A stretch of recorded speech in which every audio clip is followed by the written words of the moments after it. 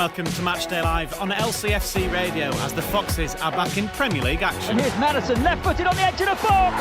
It's an absolute screamer. Southampton are the visitors to King Power Stadium 2.5 months on from the 9-0 on the South Coast. Here he comes, he scores!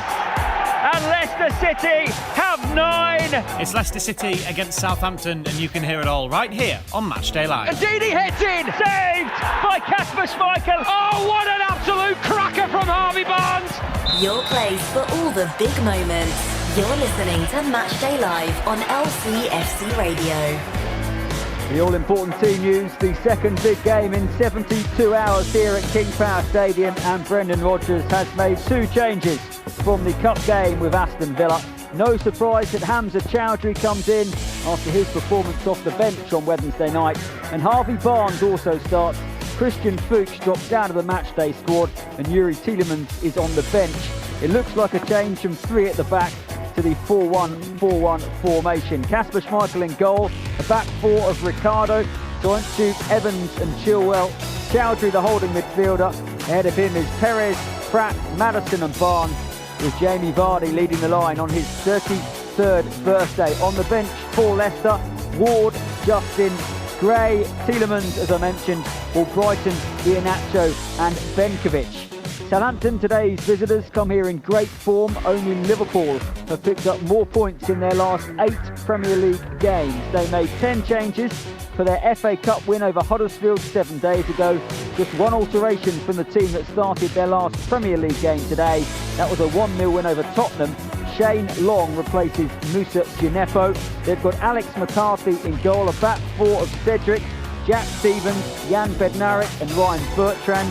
Midfield 4 of Stuart Armstrong, James Ward-Prowse, Pierre-Emile Højbjerg, the captain, and Nathan Redmond, with Long partnering in form Danny Ings up front, who scored more goals recently than even Jamie Vardy. On the bench for Southampton, Angus Gunn, Maya Yoshida, Shea Adams, Moussa Djenepo, Oriol Romeu, Sofiane Boufal and Michael Obafemi. Thank you very much, Chris. Yes, hello and welcome to Matchday Live on LCFC Radio, ahead of Leicester City against Southampton in the Premier League. I'm Dan Bates to build up to the game, and with full match commentary alongside me is Matt Elliott. We'll hear from Jerry Taggart, we'll hear from Ralph Hasenhüttl, Christian Fuchs, Brendan Rodgers, and of course look back at that 9-0 against today's opponents back in October. But for now though, Matt, team news is hot off the press. 2 changes for Leicester. Firstly, good afternoon, and secondly, has anything surprised you in the teams? Afternoon, mate. No, not really. I thought that Brendan would revert to the orthodox system that Leicester adopts, the system that's got them where they are predominantly in the league. I think it's the system that suits the players because they're accustomed to it. It's the one that they've rehearsed and practiced more regularly than any other, and you know, it fits their style of play. I think that was pretty much not a no-brainer, but pretty much a definite that was going to happen in that way. The only thing you didn't know too convincingly about or confidently about was the personnel. But looking at it, I think that's the team that most people at this moment in time would go with. I think for me it was questionable about which way did he go, Barnes, Albright and Damari Gray. Perez even, you know, considered in that which way he'd go round with the forward players alongside Jamie Vardy, and the other one is in midfield, isn't it? Yeah, with Tielemans is probably the big standout decision that's been made. Tielemans, but it's only a little bit of a rotation and a bit of a resting. It's not officially, in some people's eyes may look at, Tielemans has been dropped, but we've seen players come in and out of the team all through the campaign, really. So, and all things considered, I don't think too many people will grumble with his team selection this afternoon, that's for sure. If you're listening in before you do come to King Power Stadium this afternoon, and you've not left your house yet, grab an extra coat, grab an extra scarf, grab an extra pair of gloves, because it's fresh. It is absolutely freezing here inside King Power Stadium. I think from a fan point of view, Matt, what they wanted to see was Hamza Chowdhury in the starting 11, wasn't it, this afternoon? After what happened the other evening, he was brilliant, wasn't he, when he came on at half-time against Villa? Yeah, he made a big impact, that's for sure. Well, he's tailor-made to play that role, isn't he? If indeed he is not available, as he isn't at the moment, or even if indeed he's in the team, you can fit Hamza in there, and play. As Brendan has mentioned, Brendan Rodgers, that he's not just an enforcer. He doesn't just break up play. He has that capability to go and play forward passes. It's not the main part of his game, but it's one that he is developing himself. But he's so mobile, so quick to get in people's faces, to get around the pitch, and that's his predominant asset. But on top of that, he's got a little bit of creativity in there as well, as he's shown, and he's not afraid to get forward. But yeah, Hamza in that pivotal role this afternoon, and I'm sure he'll be looking forward to the challenge. Obviously the 9-0 has dominated build-up, Matt, and it will dominate our Matchday Live build-up as well, because it was such an incredible evening, wasn't it? Chris Parrott, our commentator, he was there that evening rather, on a horrible evening on the south coast in terms of the weather, but an unbelievable evening for Leicester City, wasn't it? Well, it was remarkable in so many ways, wasn't it? And it will live long in the memory. But yes, focus on it maybe in our media build-up, but we don't want to over-emphasise that point, certainly from the players' point of view. And I don't think they will be reminiscing about what happened, even though it wasn't that long ago. Times have changed, haven't they? Certainly from Southampton's point of view, they've turned that negativity into a massive positive, haven't they? Maybe it wasn't an immediate reaction, but they've taken stock of the aftermath of that result, haven't they? And assessed themselves. They've had to be honest, and fair play to them. They've reacted well, and they've got themselves at this moment in time out of danger. Although the job is far from done from them. But I think it's not a total transformation. Certainly there's a very different look and feel and atmosphere about this current Southampton team, and I don't think there's any danger of a repeat.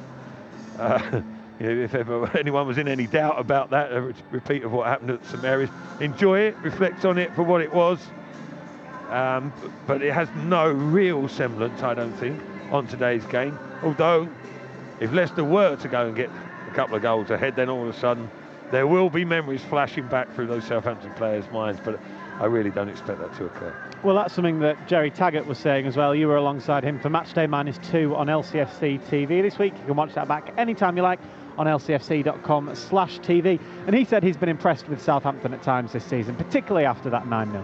They've beaten Chelsea away, Tottenham at home in those 3 wins. So no mean feats there. Danny Ings is on form, as we've said. And obviously coming into this game, does Hasenhüttl need a team talk? All he needs to do is remind the players of what happened a couple of months ago. That is their motivation, to make sure that doesn't happen again. So I totally agree with Matt there. It's going to be a different scenario. A far tougher game, I would expect, than what we've seen down at Southampton. Were there any times in your career, Matt, where a team talk was so self-explanatory as the one is today for Ralph Hasenhüttl, where he just has to write on the whiteboard 9-0, and really that's all he needs to say, because what other motivation are those Southampton players going to have today? Not to that degree, really, not from memory. I mean, took a few wallopings throughout my career, where you had to respond as an individual, but also alongside your teammates. But it's quite a common occurrence, unfortunately. But no, I don't think Hasenhüttl will be putting 9-0 up on the whiteboard, because he doesn't want to remind his players of that, because that will inevitably bring back a sense of negativity. But he knows it's there in their mind. He doesn't even have to mention it, because one, it's a different time, different scenario, and they're on the back of some decent results, won 3 out of the last 4 against good opposition as well. That's almost a distant memory. Yes, it's a factor, but it's no point even bringing it up. You don't even use it as a motivational tool, because it's it's quite clear, it's quite evident that you don't want a repeat of that. You know, anyone worth his salt would not even entertain any form of drubbing. So, but just to go over it again just brings up not ill feeling, but bad thoughts, doesn't it? And you know, he's going to emphasise the here and now, which is pretty healthy for Southampton, and I'm sure they'll put up a good fight today. Well, because this is LCFC radio, it doesn't bring back bad thoughts for us, it brings back fantastic memories of that night in October. So let's listen back to that 9-0. This is how it sounded on Matchday Live.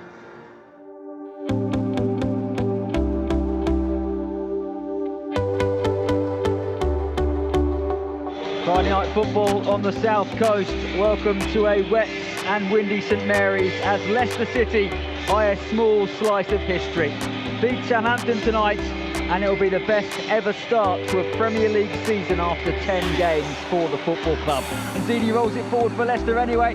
It's on to Maddison. Chilwell instead, and then Barnes' shot. Oh, good save, but Chilwell on the rebound. Ben Chilwell puts it in. Dream start for Leicester City. Barnes is into the penalty area. Back to Maddison. It falls to the feet of Tielemans. 2-0 Leicester City. Perez bombs towards the edge of the penalty area. Gets it back and scores. Oh my word. Jose Perez has put Leicester City 3-0 up inside 19 minutes. Chilwell on the left crosses it in towards Perez.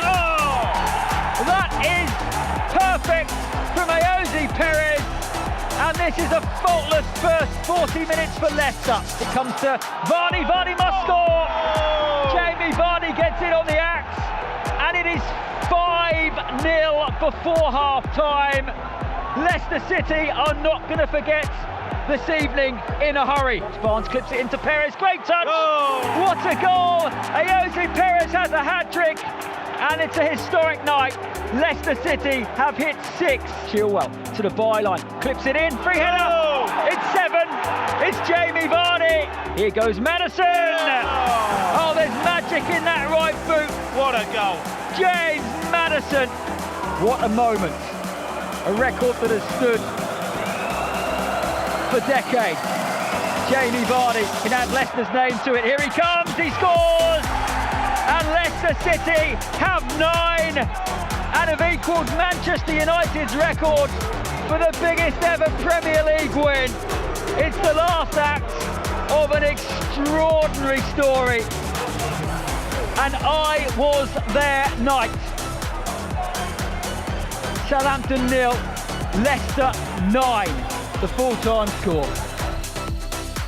Your place for all the big moments. You're listening to Matchday Live on LCFC Radio. Yeah, absolutely incredible night. We'll never get sick of hearing that commentary. Chris Parrott and Tony Cottee in particular after each goal, enjoying that. And it was weird listening back to it, Matt, because even at 1-0, 2-0 and at 3-0, you can hear the sense of disbelief in Chris's voice, because it was 19 minutes in. They'd taken the lead so early, they'd started so well. Little did they know that at the end of the game there was another 6 goals to come. No, it was a crazy night, wasn't it? Ordinarily, in situations like that, when teams rack up a few goals early on, you know, you sit there and you harbour thoughts, don't you? Oh, this could be 7 or 8 or even 9, I suppose. But it could be a cricket score, but you never really expect it to materialise. After the 3rd, possibly the 4th, the team are in the ascendancy, sort of take their foot off the gas, and the edge comes off the game, and they just see the game through, don't they? But that night, Leicester were relentless, and Southampton just couldn't cope. It was an incredible game, wasn't it? You know, to 5-6, you think, oh, this is what's happening here. What's happening? Southampton capitulating, and Leicester still going for the throat. And then Jamie Vardy got the 9th with the penalty. Was it late on? Wasn't it? Just to seal things off. You know, a joint record victory. Unbelievable. And but you know, that was a sign almost, you know, a recognition or confirmation of how good a team Leicester are going to be this season. And yeah, it was a special night, that's for sure. Anything anywhere close to that today would be exceptional, would be very welcome, wouldn't it? But as I've said earlier, a scrappy 1-goal victory will more than suffice. From memory, I think it was quite early in that run, wasn't it? Yeah, it was the 2nd win in Leicester's winning sequence, their record-breaking top-flight winning sequence, and that was the 2nd one they'd They'd beaten Burnley here at King Power Stadium 2-1. That Burnley could maybe have equalised late on in that one.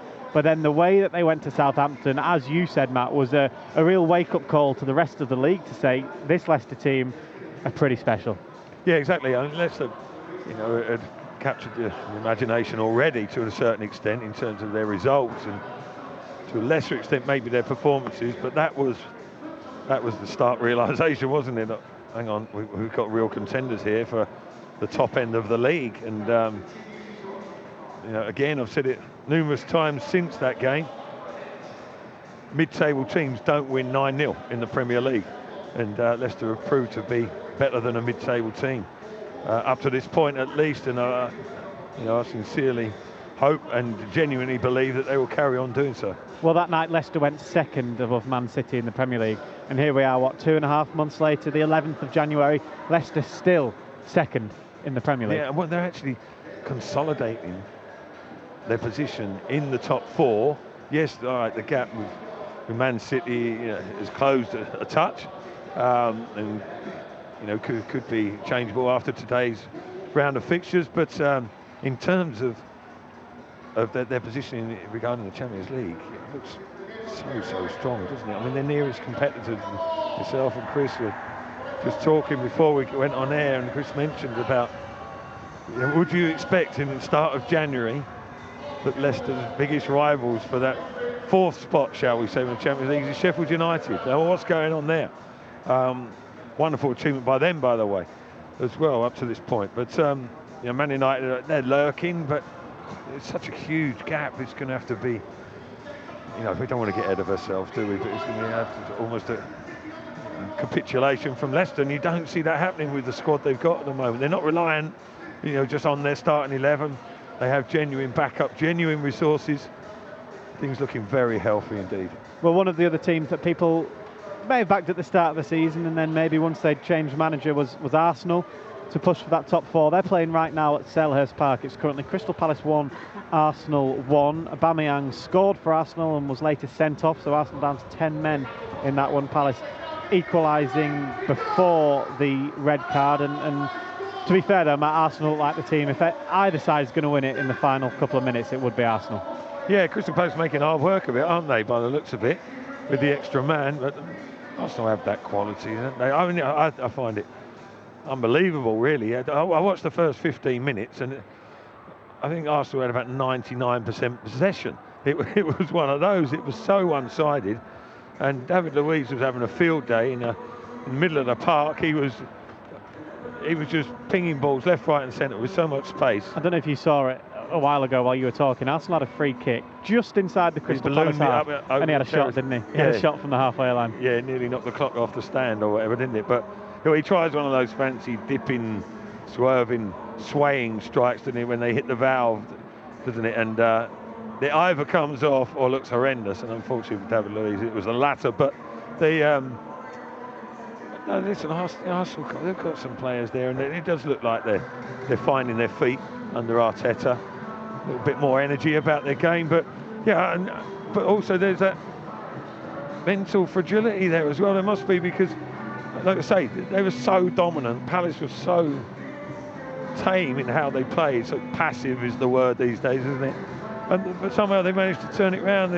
They scratch and they scrap and fight, but without too much quality. But fair play to them. They stick at it. But Arsenal, massive conundrum, aren't they? A hell of a lot of work there for Arteta to do. Yeah, just heading into stoppage time in that one. 4 minutes added on. 91 minutes pretty much gone. It's still Crystal Palace 1, Arsenal 1. We'll let you know the full-time result when we get it from there in around about 3 minutes' time. As you said, Matt, there's work for Arsenal to do, work for Manchester United to do, arguably work for Chelsea to do, who are in that 4th spot. Tottenham. So it is definitely work for Tottenham to do. So this is, you would say on paper, the perfect time for Leicester to go on and really push and consolidate, as you said, that 4th place position. Yeah, without doubt. Well, not just 4th place. Well, exactly. 2nd, 3rd, 4th. Aim as high as possible, really. But I mean, Brendan doesn't declare things publicly in terms of targets, and rightly so. He's we're all working as hard as possible to progress as quickly as possible, and as well as we can, and see where that takes us at the end of it. But privately, he must be thinking, what a massive opportunity here. I think he'll be relaying that message towards the players, and if it's not sinking in for them anyway, they're not daft. They'll look at the table and think, oh, boys, just to be having a little quiet word amongst themselves. Come on, lads, let's knuckle down. Let's rattle off a few results. Yeah, we've had a tough time lately in terms of fixtures. We've come through it relatively unscathed, taking into account the Man City and Liverpool games. But those aside, Leicester have still consolidated their position in terms of Champions League. In fact, they've extended the gap between themselves and fifth. And there's a lot to be said for that, the way that they've reacted.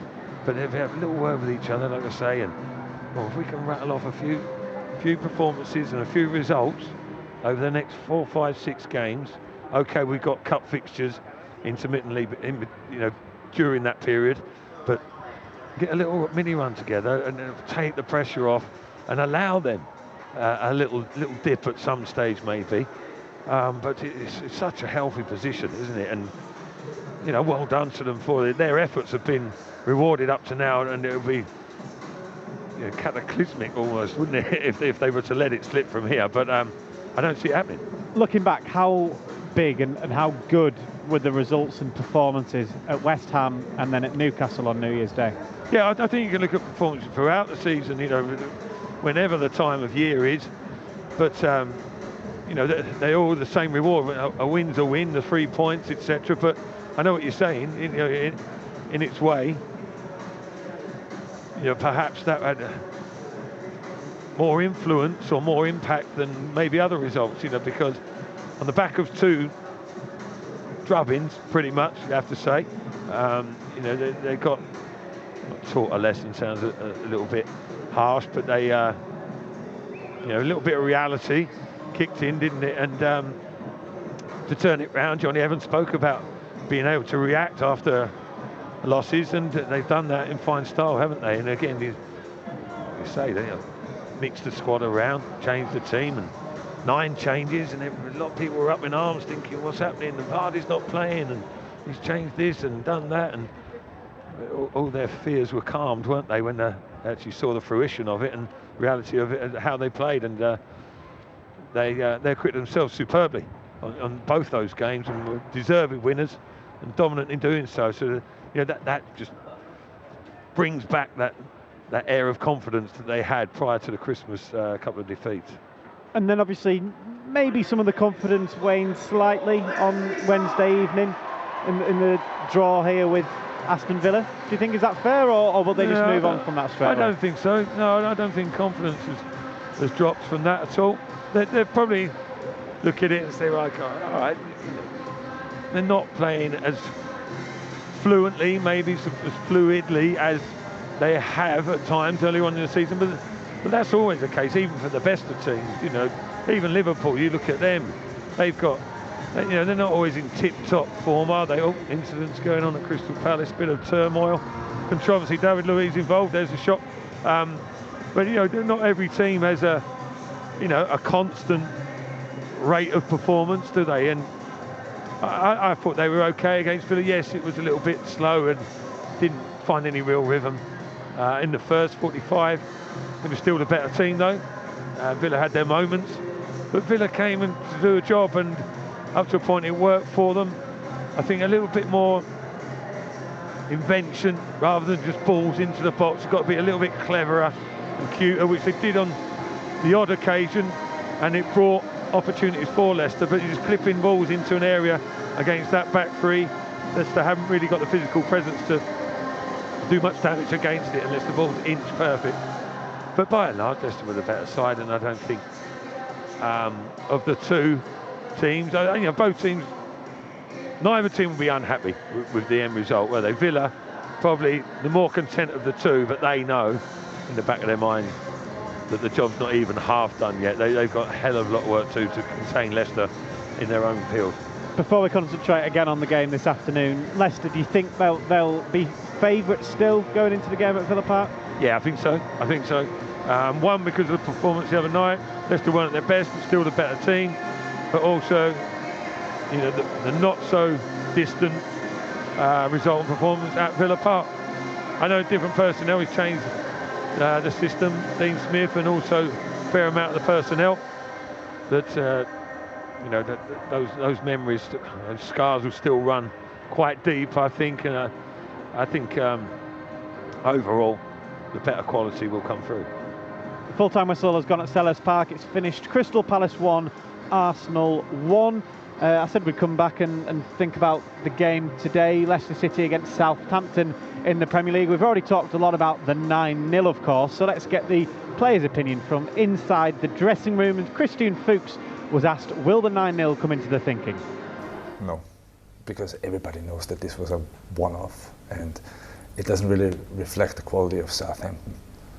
I mean, they're a much better side than what the result shows, and we're aware of that. And the second we rely on, okay, we won there 9-0, and it's never going to be easy. But the second we rely on that, then we'll be on the wrong path, and also Brendan will never let it happen. Fairly unanimous answer there, wasn't it, Matt, from Christian Fuchs? And similar to what you said, that, well, straight away, magnanimously, he said no. Yeah, the only time it's going to enter anyone's head is if Leicester bagged 3 goals early on. 3 or 4, which is semi-freakish in itself. Then all of a sudden, it will run through, particularly the Southampton players' heads. They'll be going, oh my word, not again, surely not. Please don't let this happen. But, the chances of that, how slim are they? Like I say, if Leicester can scrap a 1-0, as Jerry's predicted, with a set piece in the last 5 minutes that comes off the back of a Southampton centre half, then so be it. Especially at the end of a real heavy schedule of fixtures over the Christmas period, which has lasted 6 weeks or so. You're not expecting overly free-flowing football. I mean, hopefully we do. Hopefully Leicester string it together, but it's a bit breezy out there as well. It's icy cold. It's not really conducive for pretty football, but Leicester has surprised us before and may well do so again. But like I say, yeah, Christian Fuchs has just re-emphasised it there. It's not in their thoughts. If they do, it's the wrong way to think, isn't it? Concentrate on this challenge ahead, not what's happened a couple of months prior. Yeah, that man, Christian Fuchs, is one of 2 changes for Leicester City this afternoon. He drops out, which suggests, Matt, it will be a back 4 again for Leicester. Yeah, well, yeah, I'm assuming so. Going to the sort of traditional back 4, if you like, the regular back 4 of Ricardo, Evans, Soyuncu, Chilwell. At midfield 3 with Chowdhury at the anchor, Pratt possibly on the right of the 3, Maddison on the left, and up top Barnes, Perez drifting in from the right hand side, and of course Jamie Vardy, the lone striker. But I'd just like to see more positivity, sort of more attacking movement maybe from Leicester, and I think you get that more with this system, because it allows the wide players can be wide players if they want, Barnes in particular, but and the fullbacks as well can join in and double up on the opposition fullbacks. And with those as back to a back 4 as they are, I know that potentially the thinking on Wednesday against Villa was that the 3 would be the solid 3, which meant you didn't potentially need a Wilfred Ndidi type player in the midfield. But because it's now back to the 2 centre halves, that's why we maybe see Chowdhury in there again to slot in when both Ricardo and Chilwell bomb forward. Maybe, yeah. I probably thought, when I saw the lineup on Wednesday, I thought that it would be Pratt who would play in that defensive holding role, and then Tielemans and Maddison advance forward as they tend to do ordinarily. But he went for Tielemans central and Pratt on the right. Didn't think it quite worked in either position. I think Pratt's more, even though he's playing there today, I thought perhaps more suited to that central role where he can use his distribution and spread the play.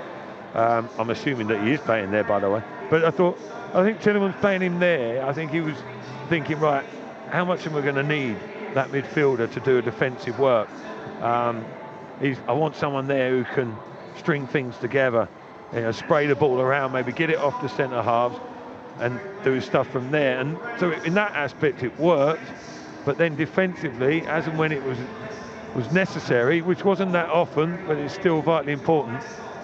It's not Tielemans' natural game, backtracking and tracking runs from midfield by the opposition, and just being aware spatially of what is in and around him over his shoulder. And indeed, he's got that off to a T. Tielemans less practiced at it, shall we say, and you could say that was a bearing in the goal that was conceded when that ball from Southampton was semi-cleared.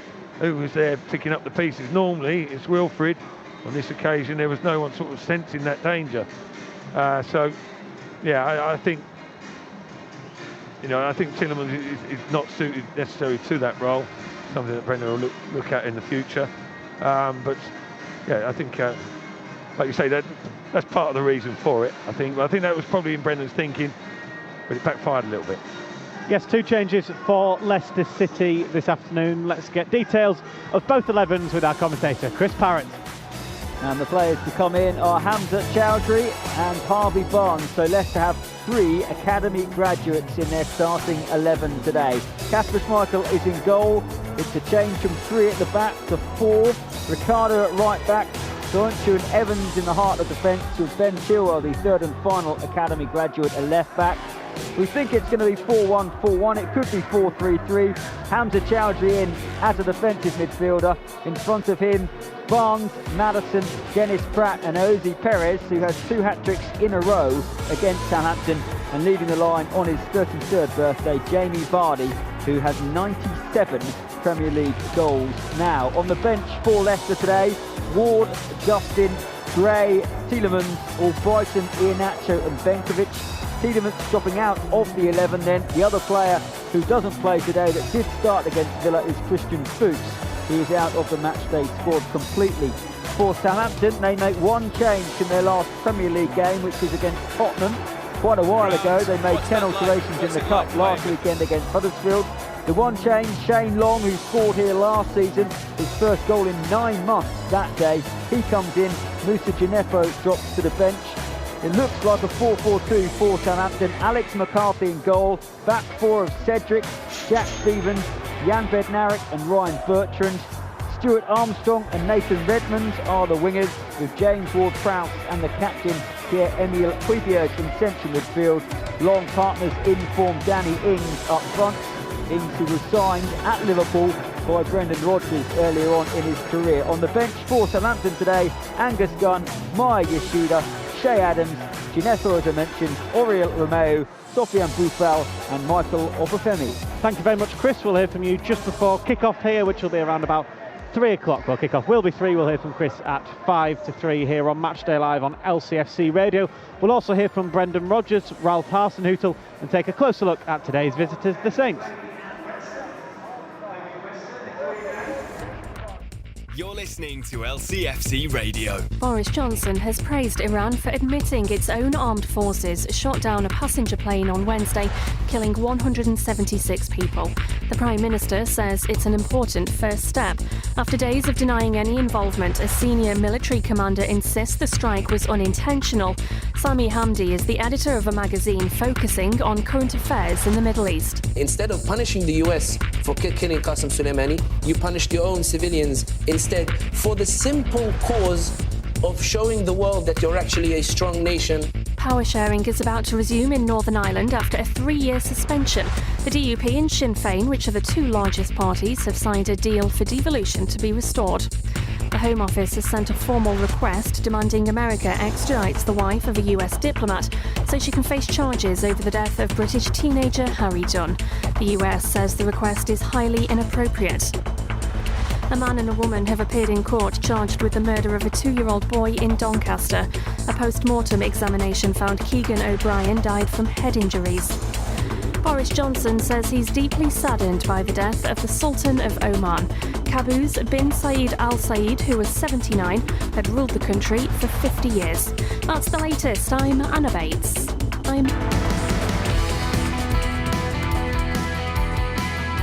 The only place you can listen to every Leicester City match online.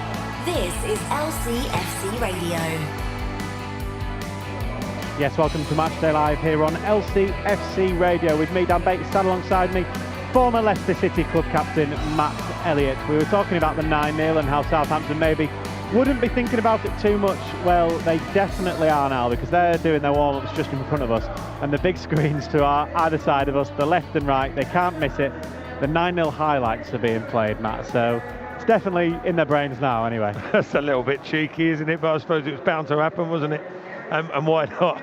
Why not? I'm sure if it was the other way around, Southampton would be utilising every tactic possible, wouldn't they? But yeah, they'll be trying to blanket as best they can while they're going through their little pre-match routine, but you can't be avoiding that, that's for sure. Big, loud audio celebrations, aren't there? And yeah, I suppose, I don't know, it doesn't have any effect, but it's bound to get a mention, wasn't it, and put it out there just for the spectators' value as much as anything. Yeah, of course, but Southampton have, as we've already spoken about, reacted very well to that 9-0 this season, and the BBC Radio Solent sports editor Adam Blackmore says that Ralph Hasenhüttl's side have been very good since then.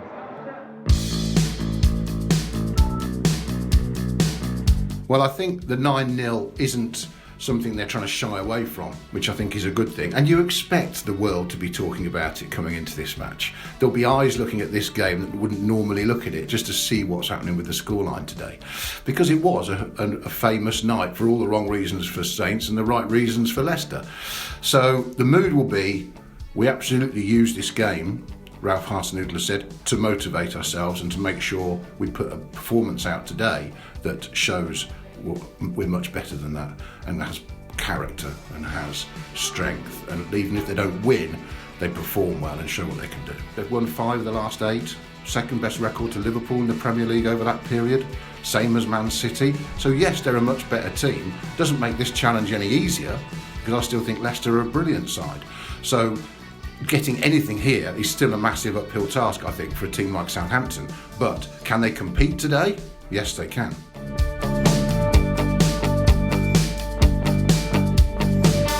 The interesting thing for me is you've got 2 top scorers in the Premier League against each other, one who's retired from international football, who England now need with Kane's injury, Jamie Vardy, one who's being touted as an England footballer for the next squad.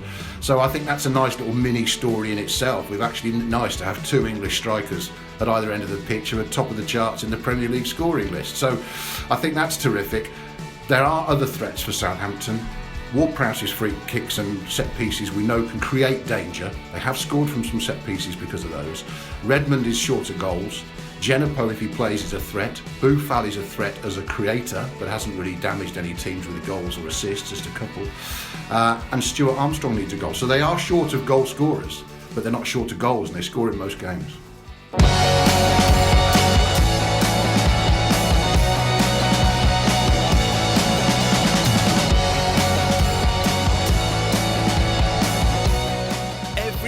Of Leicester City's Premier League campaign. You're listening to LCFC Radio. You are indeed listening to LCFC Radio. This is Matchday Live with me, Dan Bates, and Matt Elliott. That was the voice of Adam Blackmore from BBC Radio Solent, talking about Southampton, the way they reacted to that 9-0, Matt. And if you look at the results for Southampton, they lost their 3 games after the 9-0, which then you'd have suggested that there could have been a bit of pressure on Ralph Hasenhüttl. You then study those results a bit more. One of them was in the League Cup away at Man City. The next one after that was again Man City in the Premier League. They were ahead for a lot of that game. Man City scored late on to win it. Then they lost at home to Everton, which I think was a damaging defeat, almost as damaging in some ways as the 9-0 at that time for Southampton. They were rooted well down near the bottom of the table, but since then they've drawn 1-1, lost a couple, and then they've not lost now in the last 5. So they really have turned things around brilliantly. Yeah, they have. Yeah, and credit to them for that. It's it's funny how you can read stats in different ways, isn't it? I mean, largely positive from Southampton, of course. Winning 5 out of the last 8 from a team in their position in the league is some achievement, isn't it? 3 out of the last 4, but then again, they've lost a couple to West Ham and Newcastle out of those 8 games, and so there's still frailties there, because of all the teams that you thought they wouldn't lose against, it might be those 2. So there's still work to be done for sure. But yeah, to turn it around like they have, because that is, or it could be, soul destroying. Especially when after Leicester, they played Man City twice on the trot, didn't they? Suffered 2 defeats, but not too horrendously, like 3-1 and 2-1, I think it was. But that was almost a good performance from them, if 2 defeats ever can be.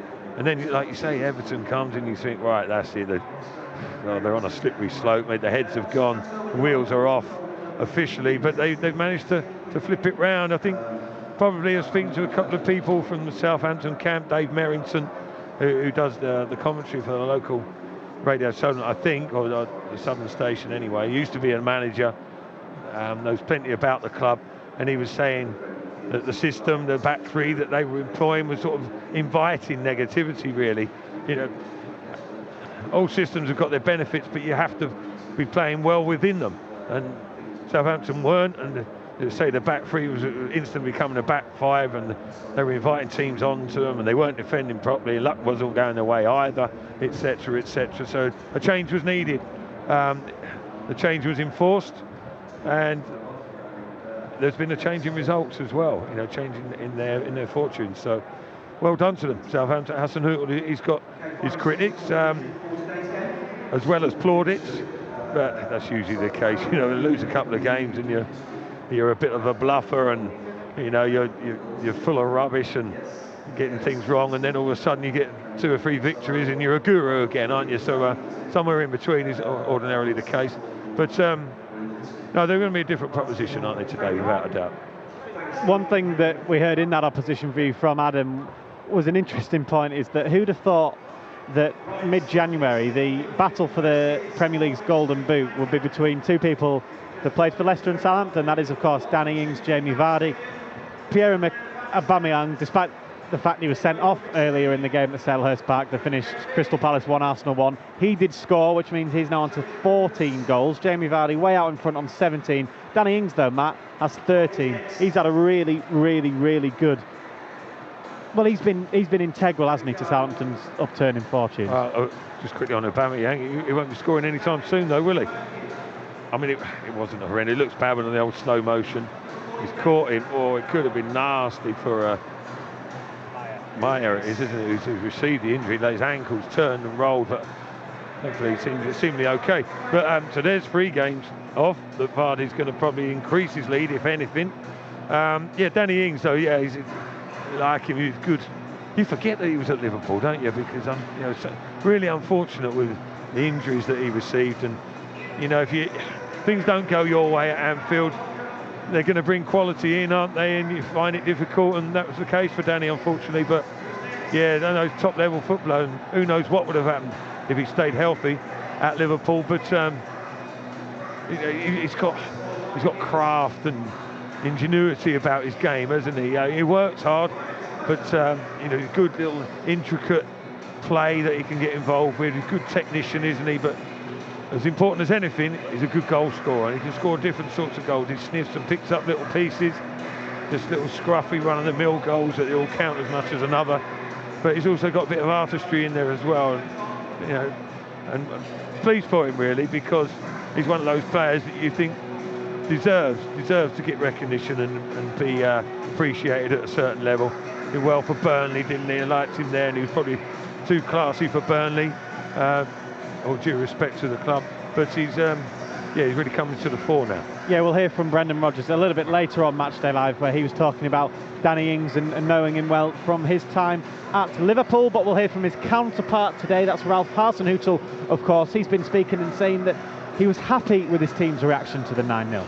Yeah, at first I think we had a moment. We will never forget, that is for sure, but I think what I said after this game, and now 2 months later, you must say that what I said, that this can be an important result for us, especially when we show the right reaction, exactly that happens. And I think what the team showed after this result, where we knew it was a absolutely disaster for us, was absolutely outrageous from the mentality and from the character, and fighting back to a successful way. Games were coming, not easy games, and we did it really well. And when you look now how the team is playing, it looks completely different. And I think I cannot praise them enough for the reaction they showed. And maybe thank you for this evening, because it was an important one for us. Yes, a very happy Ralph Hasenhüttl there, speaking ahead of this game. A much happier one to the one that we saw in October and early November, Matt, wasn't he? Yeah, certainly was. I don't know why you've been so careful when you pronounce his name, aren't you? So definite about it. But yeah, I mean, he's got rights to be pleased with himself and the reaction that his players have produced, isn't it? Because, you know, he was on the edge, literally, wasn't he? And it doesn't take long these days. We know that in Premier League, a few things to go awry, and you know, you pay the consequences, don't you? And people were talking about, you know, a change being needed, and Southampton are done and dusted already at this early stage of the season.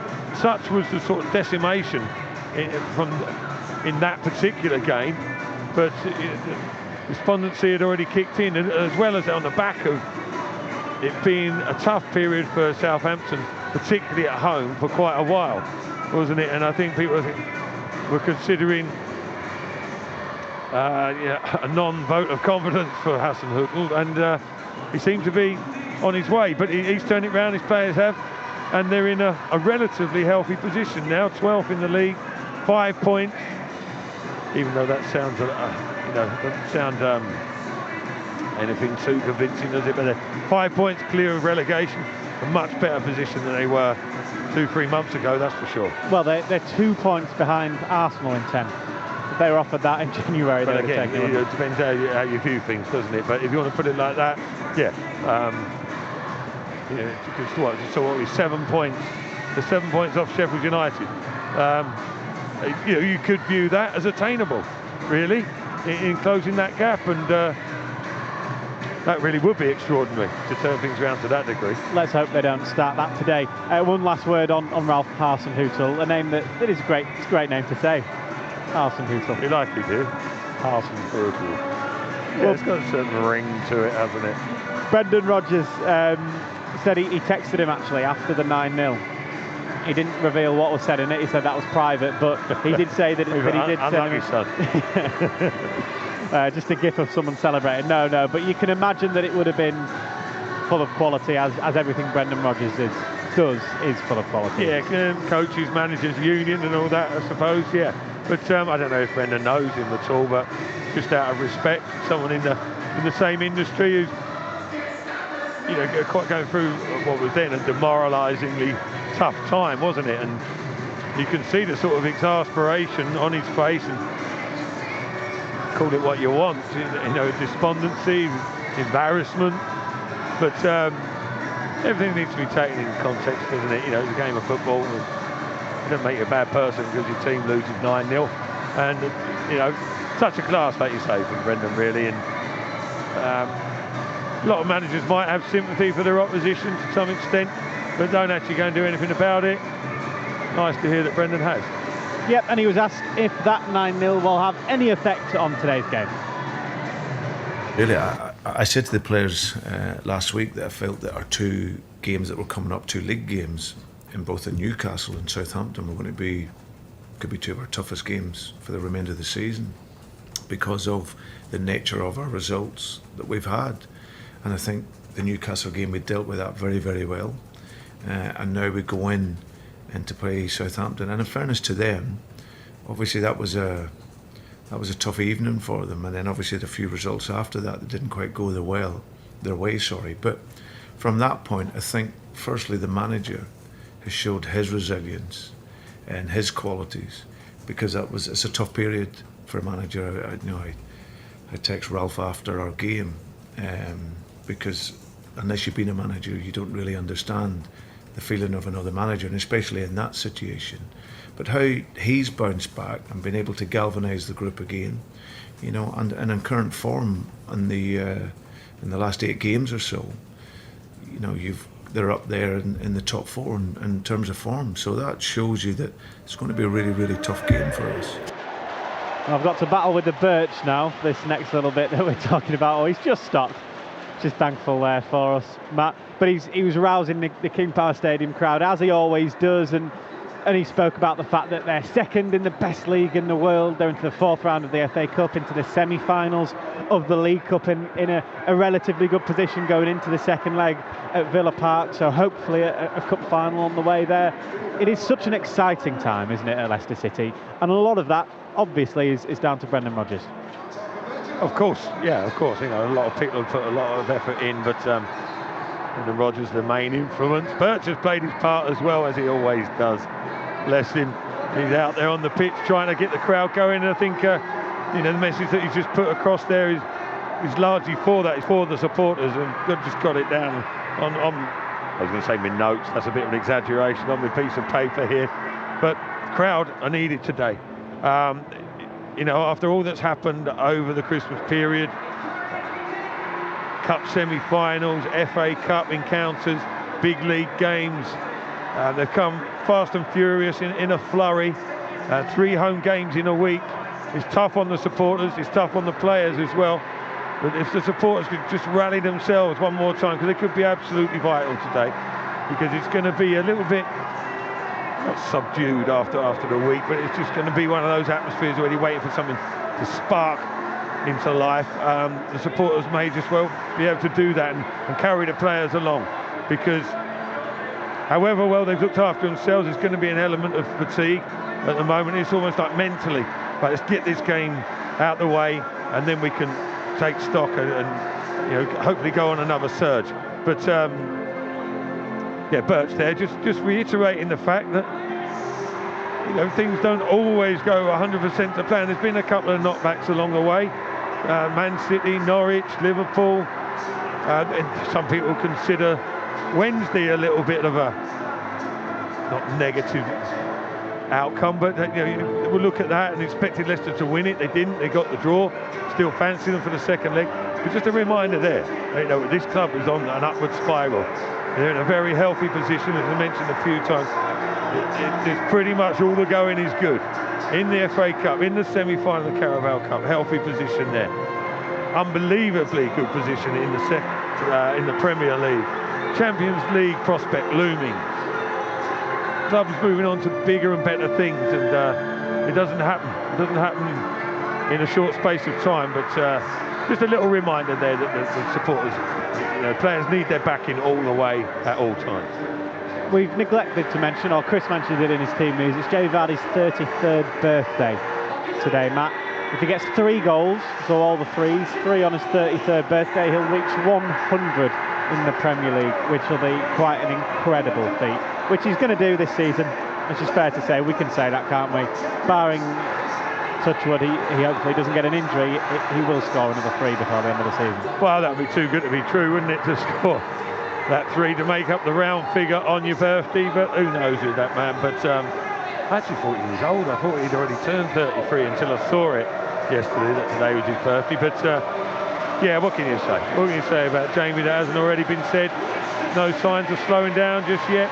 At 33, still at the back end of the peak of his career, maybe. I mean, in a lot of people's instances, it's around about this age, in truth, that you do tend to slow down a touch for whatever reason, whatever you do to maintain your state of body. But Jamie looks as sharp as any at the moment, doesn't he? And that's what, you know, it's opened up the old question again as well, wasn't it, about the England situation now with Kane out for, you know, he's out for the, well, not foreseeable future, but out for a good couple of months, isn't he? And oh, just wonder, don't you? Just wonder whether he's semi-ruining that decision.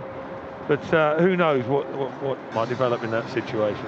Well, it's the battle of the former England man against the potential future England man up front this afternoon. Danny Ings against Jamie Vardy. The Southampton players are in the tunnel here at King Power Stadium ahead of this Premier League clash. Don't forget, if you're listening in on social media, that feed will stop. All you need to do is head to lcfc.com/radio. We'll hand over though to our commentary team for this afternoon of Matt Elliott and Chris Parrott. Madison, oh, that is absolutely brilliant, and it's a beauty. Jamie Vardy again for Leicester City. He's up and running. What a fantastic goal! Touch, back of the net. Come on, there's a somersault to celebrate with the travelling Blue Army. All the games, all the goals, and all the big moments. You're listening to LCFC Radio. So for the first time in 2020, King Power Stadium hosts Premier League football, and 78 days to be exact on from that barely believable record-breaking night on the South Coast. Leicester City take on Southampton once again. It is a fixture that's now etched in club folklore given what happened at St Mary's.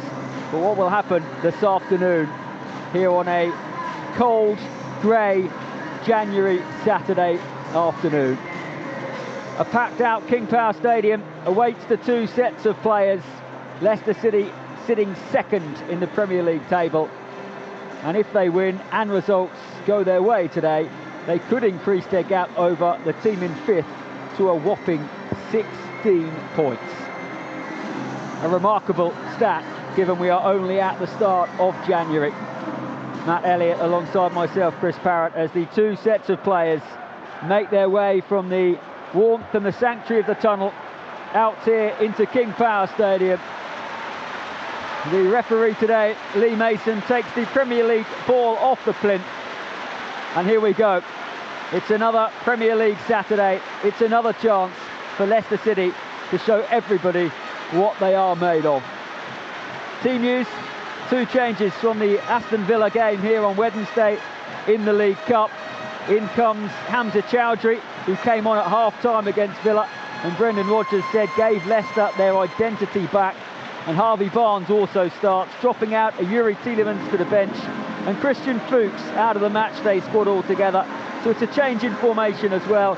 Kasper Schmeichel in goal, back four, Ricardo, Soyuncu, Evans and Chilwell. Chowdhury's the holding midfielder.